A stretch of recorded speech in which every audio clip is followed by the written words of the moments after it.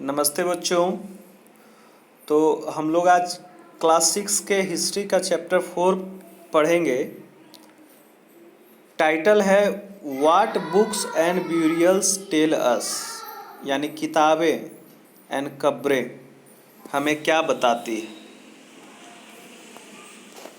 Mary जो एक छोटी सी बच्ची है, क्लास 6 में पढ़ती है और वो पहली बार आज लाइब्रेरी जा रही है। और लाइब्रेरी जाने के बाद वो देखती है कि ये लाइब्रेरी इसके क्लासरूम से काफ़ी बड़ा है ना। And there are so many shelves and all are full of books. बहुत सारी आलमीरा है और सभी आलमीरा में बुक्स भरे पड़े हैं।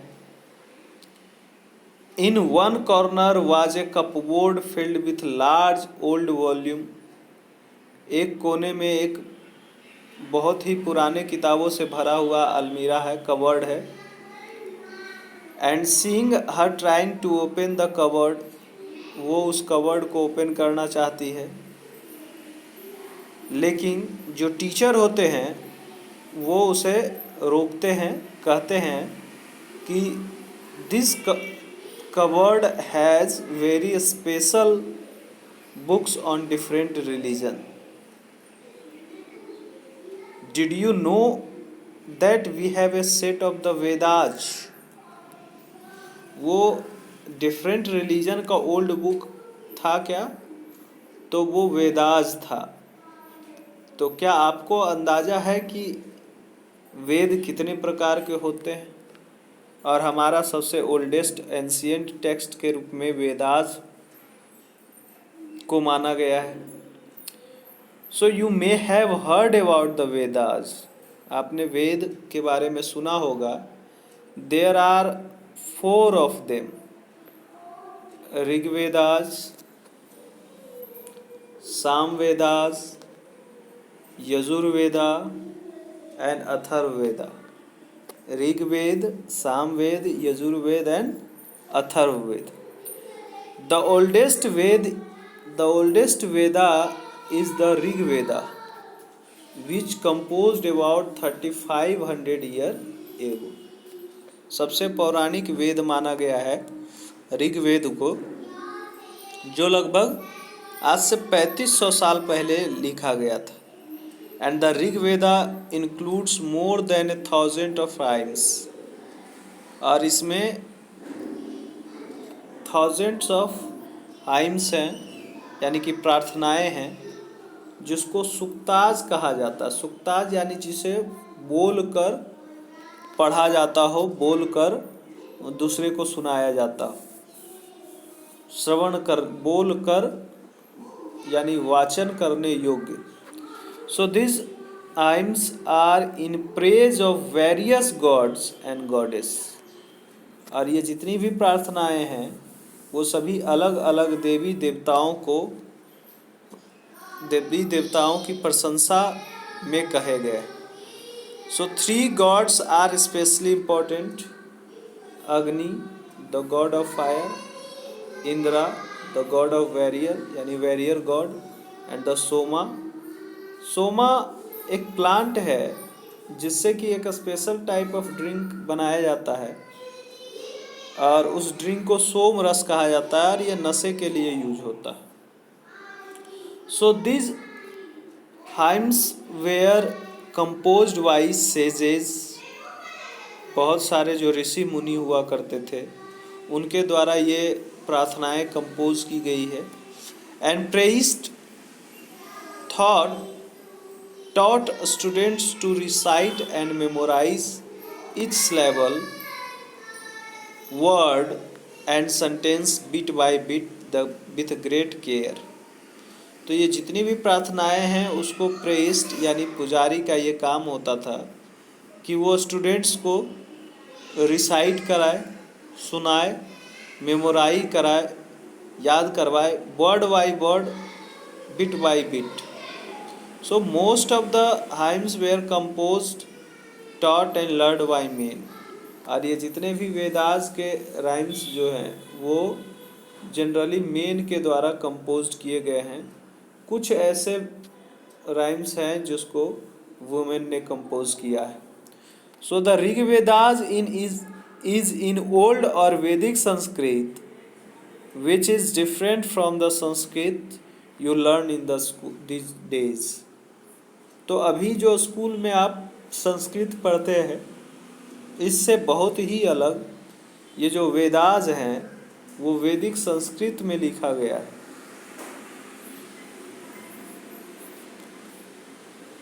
तो संस्कृत लैंग्वेज के बारे में अगर बात करें तो संस्कृत लैंग्वेज जो है it is a part of family of language known as Indo European.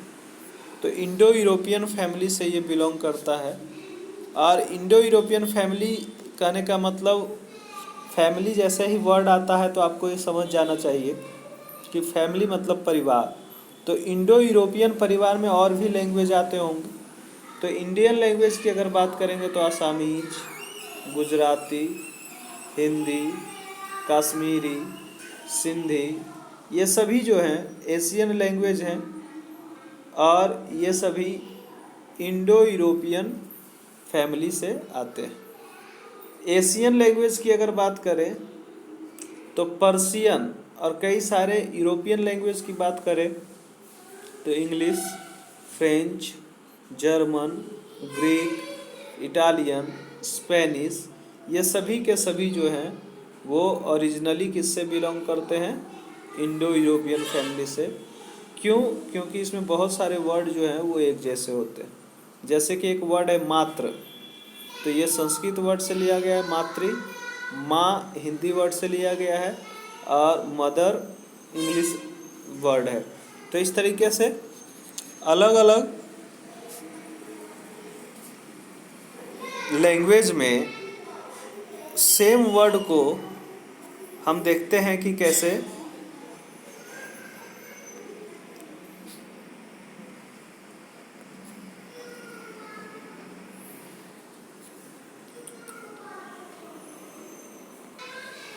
तो हम देखते हैं कि किस तरीके से सेम वर्ड को अलग अलग लैंग्वेज में बोला जाता है। एंड आपने नोटिस किया होगा कि इसमें बहुत सारे सिमिलरिटीज़ है। इसके अलावा और भी कई सारे फैमिलीज हैं पूरे सब कॉन्टिनेंट में। जैसे कि अगर हम बात करें नॉर्थ ईस्ट को, तो नॉर्थ ईस्ट में जो लैंग्वेज बोले जाते हैं वो लैंग्वेज आपके तिब्बत बर्मन फैमिली से बिलोंग करते हैं। फिर उसके अलावा जो साउथ इंडिया में बोले जाते हैं तमिल, तेलुगु, कन्नड़, मलयालम, ये सभी द्रविडियन फैमिली से बिलोंग करते हैं। उसी तरीके से अगर झारखंड के और कुछ सेंट्रल पार्ट की बात करेंगे तो वहाँ जो लैंग्वेज बोले जाते हैं वो एस्ट्रो एशियाटिक फैमिली से बिलोंग करते हैं। तो यानी कि लैंग्वेज का भी अपना फैमिली है जो अलग अलग टोन में अलग अलग तरीके से बोला जाता है। So the books we use are written and printed. The Rigveda were recited and heard rather than read. Rigveda को एक पीढ़ी से दूसरे पीढ़ी ट्रांसफ़र करने का जो तरीका था वो रिसाइटिंग का था, यानी कि बोलकर और सुनकर और फिर उसे याद करके अगले पीढ़ी को ट्रांसफ़र किया जाता था। अगर रिटेन बुक की बात करें तो ये सेवरल सेंचुरीज जो है रिटन डाउन किया गया है। After it was first compose and printed less than 200 year ago, 200 साल पहले की बात है कि उसको प्रिंट किया गया। सो ये जो हिस्टोरियन होते हैं, यानी how historians study the Rigveda, उनके नज़र में ऋग्वेदा का स्टडी करने का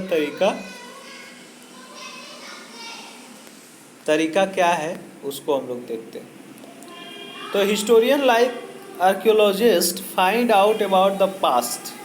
जैसे आर्कियोलॉजिस्ट को खुदाई के बाद जो मटेरियल्स मिलता है, जो रिमेन्स मिलता है, उससे उसके पास्ट के बारे में पता करते हैं। Same as it is they examine written source as well. वो अपने रिटेन सोर्स को भी एग्जामिन करते हैं और स्टडी करते हैं। तो क्या करते हैं वो, जैसे कि some of the rhymes in Rigveda are in the form of dialogue, कुछ डायलॉग के फॉर्म में है। तो ये डायलॉग जो है, this dialogue is between a sage name Vishwamitra and two rivers that they worshipped as goddess. तो यहाँ पे एक डायलॉग दिया गया है जो दो लोगों के बीच में है। एक तरफ दो नदियाँ हैं और दूसरी तरफ एक संत विश्वामित्र हैं जो नदियों से प्रार्थना करते हैं कि उन्हें रास्ता दिया जाए, और वो थके हुए हैं। नदियों का तुलना वो गायों से करते हैं, घोड़ों से करते हैं। तो इन सारी चीज़ों से दिखाई पड़ता है कि उस समय गाय और घोड़े का क्या प्रभाव था, लोग कैसे उसको इज्जत की दृष्टि से देखते थे, और वो एक स्टेटस सिंबल था। साथ ही साथ नदियों को भी एक सजीव की तरह ट्रीट किया जाता था, और नदी से भी, नदियों की पूजा की जाती थी, उसको गॉड या गॉडेस के रूप में देखा जाता। तो इन सारे चीज़ों का पता यहाँ चलता है इस कहानी से, विश्वामित्र और ये दो नदी जो है, दोनों नदी के बीच में जो बातचीत हो रही है उसके। तो ये जो दो नदी है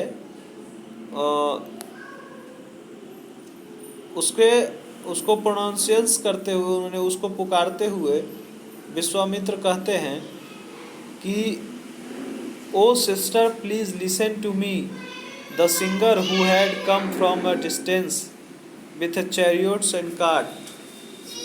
यानी कि जो चारपाई और, तो ये जो चारपाई नहीं, ये जो रथ और घोड़ों के साथ मैं आया हूँ, तो मुझे रास्ता दो, क्योंकि lets your water not rise above our axle. तुम्हारा जो पानी की जो धाराएं हैं वो हमारे रथ के पहिए को ऊपर कर देगी, दहा ले जाएगी, बहा ले जाएगी। तो हम कैसे जो है वो सेफली क्रॉस कर पाएंगे इस नदी को। यहाँ पे अगर हम देखें तो हम देखते हैं कि नदियों से इनका क्या रेस्पेक्ट था, क्या लगाव था, कि इन्हें नदियों को पूजने का जो सिस्टम था यहाँ, उसी तरीके से ये पूजते हैं और उससे रास्ता मांगते हैं। तो जिस सोसाइटी में ये सेज रहता है, उस सोसाइटी के बारे में हमें इससे जानकारी मिलती है। अगर बात करें तो इसके अलावा और भी बहुत सारी नदियां हैं, इंडस, सरस्वती, उनके भी नाम आए हैं ऋग्वेद में। गंगा, यमुना, इनका भी नाम आया है ऋग्वेद में। और अभी जिस नदी की बात कर रहे थे, ये है ब्यास और सतलज। ये दो नदियों का नाम इसमें आया है विश्वामित्र के साथ जो बातें हो रही है वहाँ पे। तो इस तरीके से हम देखते हैं कि ऋग्वेद की मदद से जो हिस्टोरियंस हैं, वो हिस्टोरियंस कई सारे चीज़ों का पता लगाते हैं। फिर आता है बात कैटल, हॉर्स एंड चैरियट्स की। तो there are many prayers in the Rigveda for cattle या children, specially for son and horse. तो बहुत सारे ऐसे प्रार्थनाएं यहाँ देखने को मिलते हैं जो ऋग्वेदास में उसका डिस्कशन किया गया है।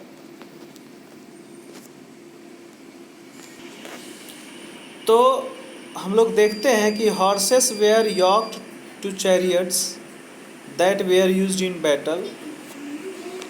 घोड़ों को रथों को खींचने के काम में लाया जाता था, जो कि बैटल्स में यूज़ किए जाते थे, युद्ध के दौरान यूज़ किए जाते थे। इसके अलावा बैटल्स जो होते थे, यानी युद्ध जो होता था, वो कई कारणों से होता था। उसके पीछे होता कैटल को कैप्चर करना, ज़मीन को हथियाना, ज़मीन का कब्जा करना। पास्चर लैंड के लिए ये बैटल किया करते थे। यहाँ तक कि ग्रोइंग हार्डी क्रॉप्स और जैसे कि बार्ली जैसे क्रॉप होते थे, उन सारे क्रॉप्स का जहाँ उत्पादन ज़्यादा अच्छा होता था वैसे जगहों के लिए लड़ाई होती थी। Some battles were fought for water and to capture people. कुछ युद्ध हम लोग देखते हैं कि पानी के लिए या फिर लोगों को कब्जाने के लिए, अपने कैप्चर में दासियों के लिए भी लड़ाई होती थी। तो some of wealth that was obtain was kept by the leader. और इन सारे बैटल्स में जो इनको धन प्राप्त होता था, ये लीडर्स क्या करते थे, कुछ अपने पास रख लेते थे। सम वाज गिवन टू प्रेस्ट, कुछ पुजारी को दे देते थे, पुरोहित को दे देते थे। And some was distributed among the people, और कुछ लोगों के बीच में बांट दिया जाता था। So some wealth was used for the performance of yajna और sacrifice in which offering were made into the fire. कुछ धन को यज्ञ के कार्यों में लगाया जाता था, सेक्रीफाइसेस हुआ करते थे, उस समय बलिदान दिया जाता था, बलि दिया जाता था। ये आग यानी देवताओं को खुश करने के लिए होता था। This were meant for gods and goddesses. Offering could include ghee, grain and in some cases animals. तो ये गॉड गॉडेसेस के लिए ऑफरिंग होता था, और इसमें घी, ग्रेन और कुछ केसेस में एनिमल का भी चढ़ावा होता था, बलि होता था। सो मोस्ट मेन टूक पार्ट इन दिस वार्स। ये जो युद्ध होते थे, ये वार्स में ज़्यादातर जो थे वो मेन पार्टिसिपेट करते थे। And there was no regular army. और इन सारे राजाओं के पास कोई रेगुलर आर्मी नहीं होता था, और ये आज के राजाओं जैसे नहीं होते थे जो हम मेडिएवल पीरियड में देखते हैं। इनका रेगुलर आर्मी नहीं होता था, फिर युद्ध कैसे लड़ते थे? तो जब भी कभी ऐसा कोई प्रॉब्लम आता था तो इनकी असेंबली होती थी, और असेंबली टाइम टू टाइम मिलती थी, डिस्कस करती थी वैसे मैटर पे जो वार और पीस से रिलेटेड था। And they also choose leaders who were often brave and skillful. Skillful warriors को ये जो चूज़ किया करते थे, लीडर्स जो बहादुर हुआ करते थे, और इनको लेकर ये युद्ध करते थे, वार करते थे। अब कुछ ऐसे वर्ड्स हैं जो उस समय लोगों को पहचानने के लिए यूज़ किया जाता था। तो हम लोग देखेंगे वर्ड्स टू डिस्क्राइब पीपल। तो there are several ways of describing people. लोगों को, कौन से लोग क्या हैं उनको बताने के लिए, उनको डिस्क्राइब करने के लिए कई सारे टर्म यूज़ किए जाते थे। और ये ज़्यादातर जो टर्म थे in term of the work they do, जो वो काम करते थे, and the language they speak, जो वो बोलते थे जिस लैंग्वेज में, and the place they belong to, जहाँ से वो बिलोंग करते थे यानी जो उनका निवास स्थान था, and their family, their community and culture practices. तो जहाँ से वो बिलोंग करते थे, वो फैमिली, वो कम्युनिटी, वो कल्चर, इन सारे चीज़ों के आधार पे उनको डिस्क्राइब किया जाता था। सो कुछ वर्ड्स को हम लोग देखते हैं कि जो ऋग्वेदा में फाउंड हुए हैं। There are two groups that are describe in term of their work. Priest, sometimes called Brahman, who perform various rituals, and the rajas. तो राजा के कई सारे रीति रिवाज को परफॉर्म करने में जो मदद करते थे वो प्रीस्ट कहलाते थे या फिर ब्राह्मण कहलाते थे। And these rajas were not like the ones you will be learning about later. अभी जो मेडिएवल पीरियड या उसमें जो आप पढ़ते हैं एंशिएंट टाइम में, राजा वो इस तरीके का राजा नहीं थे। इनका कोई कैपिटल सिटी नहीं होता था, कोई अपना आर्मी नहीं होता था, और ना ही ये टैक्स कलेक्ट करते थे। तो जनरली इनका जो सन जो होता था वो ऑटोमेटिकली इनको सक्सीड भी नहीं करता था, यानी कि there were no any hierarchical system to becoming a raja. वंशानुगत कोई चीज़ नहीं था यहाँ पे। So two words were use to describe the people और आइडेंटिफाई और the community as a whole. दो वर्ड यहाँ पे यूज़ किया जाता था लोगों को डिस्क्राइब करने के लिए। वन वाज द जना, यानी कि जन, लोग, which we still use in Hindi and other language. आज भी हम इस वर्ड को जन को यूज़ करते हैं। And the other was wish, एक वर्ड था विश, विश यानी वैश्य। वैश्य वर्ड से ये जो बना है, विश के रूप में इनको यूज़ किया जाता था। सो सेवरल विश और जना आर मेंशन बाय नेम, कई सारे जना या विश का जो नाम है वो हम इसमें देखते हैं। एक पुरु जना था, एक भारता जना था, एक यदु जना था। तो इस तरीके से बहुत सारे जनाज थे जिनको ऋग्वेद में स्थान मिला है। So sometimes the people who compose the hymns describe themselves as Arya. कभी कभी जो लोग राइम्स को डिस्क्राइब किया है उसने अपने आप को आर्य के रूप में कहा है, और उनके जो अपोनेंट होते थे उनको दास या दस्यु कहा गया। There were people who did not perform sacrifices, वैसे लोग जो सेक्रीफाइसेस को परफॉर्म नहीं करते थे। And probably spoke different language, अलग भाषा को बोलते थे संभवतः।